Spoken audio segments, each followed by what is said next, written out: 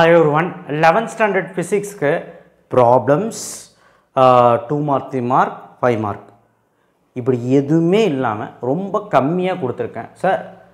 நான் 11th வந்துட்டேன், எனக்கு பப்ளிக் இல்லை, இருந்தாலும் பரவாயில்ல, நான் படித்து ஒரு நல்ல மார்க் எடுக்கணும், கொஞ்சமாக கொஸ்டின் கொடுங்க சார் அப்படின்னு நினைக்கிறவங்களுக்கு தான் இந்த வீடியோ. நல்லா படிக்கிற குழந்தைங்களுக்கும் இந்த வீடியோ அமையும். என்ன காரணம் கேட்டீங்கன்னா, இந்த கொஸ்டின்ஸ் எல்லாம் தவிர்க்கவே கூடாது அப்படின்னு. ஸோ இன்னும் ஒரு நாள் டைம் இருக்குது, ஜாலியாக உட்காந்து படிக்கலாம். ஸோ ஒன்றுமே கிடையாது. ஸோ 11th ஸ்டாண்டர்டு ஏதாவது தப்பு பண்ணி தான் மன்னிச்சிருங்க. ஏன்னா நீங்கள் லைக்கும் போகிறதில்ல, சப்ஸ்கிரைபும் பண்ணுறதில்ல, ஏன்னு தெரியல. அந்த லைக் போட்டால் தான் எல்லாத்துக்கும் அது போய் சேரும். எனக்கு அந்த வீடியோ மூவ் ஆகணும்னு ஆசை, எல்லாத்துக்கும் போய் சேரணும்னு ஆசை. அண்ட் நிறைய மாணவர்களுக்கு போய் சேரும்போது இந்த மாதிரியெல்லாம் படித்தா போதுமா, இவ்வளோ கொஷின்ஸ் படித்து நம்ம எழுதுனா போதுமா அப்படின்னு ஒரு மோட்டிவேஷன் ஏற்படும். ரொம்ப முக்கியம் பார்த்திங்கன்னா, இவ்வளோ தான் கொஷின்ஸ் கொடுத்துருக்குறாரு, இதையாவது நம்ம படிப்போமே சில குழந்தைகள் நினச்சி படிப்பாங்க. ஸோ அதுக்காண்டியாவது நீங்கள் எல்லாத்துக்கும் ஷேர் பண்ணுங்கள், லைக் பண்ணிங்கன்னா போயிடும். அண்ட் வாட்ஸ்அப் சேனல் லிங்க்கில் ஜாயின் பண்ணி சப்ஸ்கிரைப் பண்ணுங்கள். So 11th standard physics problems படிக்காமல் ஒரு 2 மார்க் 3 மார்க் 5 மார்க் படித்தா 65 மார்க் எடுக்கலாமா? எடுக்கலாம். புக் பேக்கில் 15க்கு 14லேருந்து 13 1 மார்க் வந்துடும், டேம் ஷோர். அந்த 2 1 மார்க் அவ்வளோலாம் ட்விஸ்ட் எல்லாம் பண்ண மாட்டாங்க 11th ஸ்டாண்டர்டுக்கு. ஸோ நீங்கள் புக் பேக் 1 மார்க் தெளிவாக இருங்க. 6 லெசன் நமக்கு இருக்குது. So unit 1, unit 2, unit 3, unit 4 இருக்கிறதுலே முக்கியமான 5 மார்க் படம் தான் கொடுத்துருக்கேன். இதையாவது படிச்சுட்டு போங்க. ஸோ மஞ்சள் கலரில் மார்க் பண்ணியதெல்லாம் படிச்சுட்டு கண்டிப்பாக போங்க. ரொம்ப நல்ல டாப்பர்ஸாக இருந்தீங்கன்னா எல்லாமே படிங்க, நான் கொடுத்த எல்லாமே படிங்க. நேற்று வீடியோவில் நான் ப்ராப்ளம்ஸ் கொடுத்துட்டேன், ப்ராப்ளம்ஸ் வேணுங்கிறவங்க அந்த வீடியோவில் போய் பார்த்து படிச்சுக்கோங்க. So triangular and radar method, types of error, principle of homogeneity, அதோட example, parallax method. Parallax method அந்த டயாமீட்டர் கண்டுபிடிக்கிற மாதிரி, அது பார்த்தாலே போதுமானது. 5 மார்க்லையும் கேட்குறாங்க. ஸோ இதெல்லாம் பார்க்கணும். இங்கே புக் பேக் நம்பர் இருக்குது தமிழ் மீடியத்துக்கு. எக்ஸாம்பிள் 1.15, இந்த time period is directly proportional to mass, length, gravity.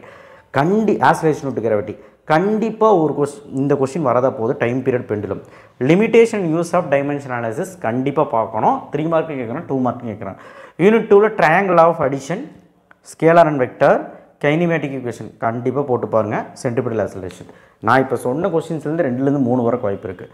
Unit 3ல் வெர்டிக்கல் மோஷன், ஹரிசாண்டல் மோஷன், ஏதோ ஒரு மோஷன் வந்துடும். 6வது கேள்வி சென்ட்ரிபிட்டல் சென்ட்ரிஃபியூகல், முடிஞ்சால் பாருங்கள். பட் நல்லா படிக்கிற குழந்தைங்க பார்த்தீங்கன்னா ஓகே, படிக்க முடியாதும் பார்க்கலாமே, டிஃப்ரென்ஸ் தானே. Method of measuring angle of repose பார்த்தாகணும். Banking of tracks, need of bank of tracks பார்த்தாகணும். அதெல்லாம் ஒன்றுமே இல்லை, சும்மா அந்த படம் கூட போட வேண்டாம். சும்மா அந்த நீட் என்ன, பேங்க் ஆஃப் ட்ராக்ஸ்னால் என்ன அது ஒரு 4-5 பாயிண்ட் எழுதிட்டு லாஸ்ட்டில் சின்ன டெரிவேஷன் இருக்கிறது போட்டாலே முடிஞ்சு, அப்புறம் கன்க்ளூஷன் தான் முடிஞ்சு. யூனிட் 4ல் ஒர்க் எனர்ஜி பிரின்சிபல் கேசஸோடு பார்த்துக்க கண்டிப்பாக வரும். 1 டைமென்ஷன் கொலிஷன் கேசஸ் இல்லாமே படித்தாலும் ஓகே, அட்லீஸ்ட் அந்த 1 டைமென்ஷன் கொலிஷன் V1 V2 கண்டுபிடிக்க முடியாது படி, கண்டிப்பாக இந்த 2 question confirm. Expression for power and velocity வருதான், பட் முடியாதவங்க ரொம்ப முடியல ஏன். ஸோ மொமெண்ட் ஆஃப் இனர்ஷியா ஃப்ராட் யூனிட் 5ல் 4th question, parallel axis theorem, perpendicular axis theorem. இந்த 3மே படிக்காமல் போயிடவே கூடாது, கன்ஃபார்மாக ஏதோ ஒன்று வந்துடும். ரோலிங் இன் இன்க்ளைன் பிளேன் ஜாஸ்தியாக சொல்லிக்க, பெண்டிங் சைக்கிள்னு ஒன்று இருக்குது. இந்த 2 கேள்வியும் ஆக்சுவலாக படிக்கணும்.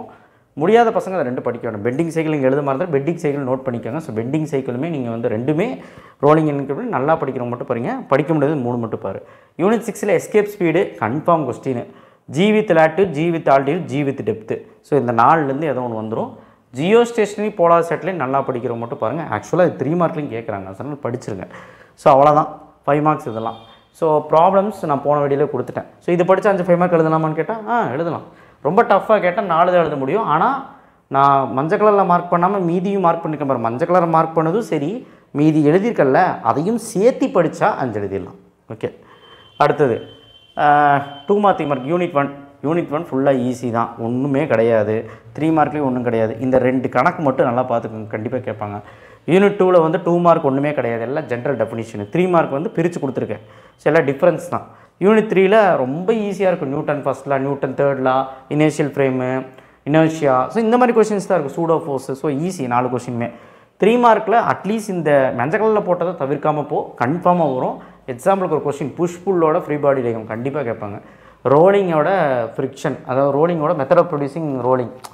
ஸோ ரோலிங் ஃப்ரிக்ஷன் பற்றி கேட்குறாங்க. 11th கண்டிப்பாக கண்டிஷன்ஸ் கேட்குறாங்க. 3rd ரோமடமில் 2nd ஒன்றும் இம்பார்ட்டன் தான், மார்க் பண்ண மறந்துட்டேன், இதையும் படிச்சுக்கோ. லாமிஸ் தியரம், கன்கரண்ட் ஃபோர்ஸ் கண்டிப்பாக வரும். ஸ்டாட்டிக் மற்றும் கைனடிக் ஃப்ரிக்ஷன் கண்டிப்பாக வரும். ஸோ கண்டிப்பாக வரும். ஸோ அடுத்து யூனிட் 4 சரி யூனிட் 4 நிலை, இது என்னன்னு சொல்லிக்க, நிலை மற்றும் இயக்க ஃப்ரிக்ஷன், அது எப்படின்னு தெரில எனக்கு, உராய்வு விசைன்னு சொல்லுவாங்கன்னு நினைக்கிறேன். யூனிட் 4 சின்ன யூனிட் 2 மார்க்கில் இதெல்லாம் பார்த்துக்கோங்க. 5th 3 இருக்குது, மொத்தம் 4 கொஸ்டின். 3 மார்க்கில் 3 தான் இருக்குது. தயவு செய்து படிச்சிருங்க, கண்டிப்பாக ஒரு கொஸ்டின் வந்து எழுதிடலாம். இதில் conservative force, non conservative force இதெல்லாம் கண்டிப்பாக, எலாஸ்டிக் கொலிஷன், இன்எலாஸ்டிக் கொலிஷன், அதுக்கப்புறம் அந்த சின்ன கொஸ்டின் இருக்கும், ஒர்க்குனா என்ன, பவர்னா என்ன, இதெல்லாம் 2 மார்க்ஸு. ஸோ 3 மார்க்ஸை பொறுத்த வரைக்கும் அந்த difference, conservative force, non conservative பொட்டன்ஷியலோட நிறைய ஃபார்முலா இருக்கும், அதை 3 மார்க்கில் கேட்குறாங்க. ஸோ அதாவது அப்புறம் புக்கின் relation between kinetic energy and kinetic momentum 4.23 கண்டிப்பாக படிச்சிரு, இது புக்கின் கண்டிப்பாக வரும். அடுத்து யூனிட் 5 பாருங்கள், centre of mass, radius of gyration, centre of gravity, அதுக்கப்புறம் இந்த மாதிரி முக்கியமான டெஃபினிஷன்ஸ் தான் இங்கே சொல்லியிருக்கேன். இந்த 1, 9, 10, 11, 14 5 கொஸ்டின் படிக்க மாட்டியா, மீதியெல்லாம் படித்தாலும் சந்தோஷம் தான், அதையாவது பார்த்துருப்போன்னு சொல்லி மஞ்சள் கலர் மார்க் பண்ணியிருக்கேன். 3 மார்க்கில் இந்த ஈக்லிபிரியம் வந்துடும், types of equilibrium. 3rd 1, 6th 1, 16th 1, 7th 1 தவிர்க்கவே முடியாது. 2nd 8th படித்தா சந்தோஷம், பட் அட்லீஸ்ட் இதையாவது பார்த்துருப்போங்கன்னு சொல்கிறேன். யூனிட் 6ல் கெப்லஸ் லான்னு ஒரு கொஸ்டின் இருக்குது, 3 லாவையும் படிச்சிரு. 3 லானா கெப்லஸ் ஃபர்ஸ்ட் லா ஈக்குவேஷனோடு எழுது, Kepler's second law, Kepler's third லாக்கு ஒரு ஈக்குவேஷன் இருக்குது, அது எழுது. ஸோ அந்த டெஃபினிஷன் மட்டும், அந்த 3 லா மட்டும் எழுதுனா 3 மார்க்கு, ஃபஸ்ட்டு கொஸ்டின் கண்டிப்பாக வந்துடும். Universal law of gravitation or Newton's law of gravitation, இந்த 2வது கேள்வி வந்துடும். 13வது கேள்வி ஜியோ ஸ்டேஷன் வந்துடும். அதெல்லாம் போக மீதி கொஸ்டின் பார்க்க மாட்டியா, பார்த்தா சந்தோஷம், பார்க்கலைன்னா இதையாவது பார்த்துட்டு போ, ஜஸ்ட் உதவும். ஓகே, மஞ்சள் கலர் போட்டது மட்டும் படித்தா எவ்வளோ சார் எடுக்கலாம் அப்படின்னு கேட்டால் 60 மார்க்கு, ஒரு 58லேருந்து 60 மார்க் எடுக்கலாம். டேம் ஷோர், எனக்கு தெரியும். ஒரு 5 2 மார்க்கு, 5 3 மார்க் எழுதிடலாம். மேபி ஏதோ ஒன்று மிஸ் ஆகலாம். 5 மார்க்கு 4 எழுதிடலாம். 5ங்கிறது கன்ஃபார்மாக தெரியல, பட் 4 எழுதிடலாம். கூட்டி கழிச்சிங்கன்னா 1 மார்க்கும் ஒரு 12 கரெக்ட் ஆகிட்டிங்கன்னா ஒரு 58 அந்த மாதிரி வந்து நிற்கும். சரிங்களா? ஸோ அதனால் ப்ராப்ளம்ஸும் சேர்த்து நீங்கள் நல்லா படிக்கிற குழந்தைங்க பாட்டு இந்த போர்டில் எல்லாத்தையும் பார்த்தீங்கன்னா சூப்பராகவே மார்க் எடுக்கலாம். ஸோ 65 மார்க் எடுக்கணும் அப்படின்னா இந்த போர்டில் எல்லாத்தையுமே நீங்கள் படிச்சிங்கன்னா 65க்கு மேலே எடுத்துடலாம். என்ன ஒரு கொஸ்டின் தான் விட்டுருக்கேன், அதை படிக்க மாட்டிங்களா பாருங்கள், ஒரு 3 கொஸ்டின் 4 கொஸ்டின் தான் விட்டுருக்கு, அதை படிக்க மாட்டிங்களா? எனிவே தேங்க்யூ, ஷேர் பண்ணுங்கள், சப்ஸ்கிரைப் பண்ணுங்கள், மறக்காம பெல் ஐக்கான் ப்ரெஸ் பண்ணுங்கள். இந்த வீடியோ உங்கள் ஃப்ரெண்ட்ஸுக்கு ஷேர் பண்ணுங்கள். 11th ஃபிசிக்ஸ் இருந்தால் நன்றி, வணக்கம். எனக்கு அந்த லைக் போட்டு சப்ஸ்கிரைப் பண்ணுங்கள். தேங்க்யூ.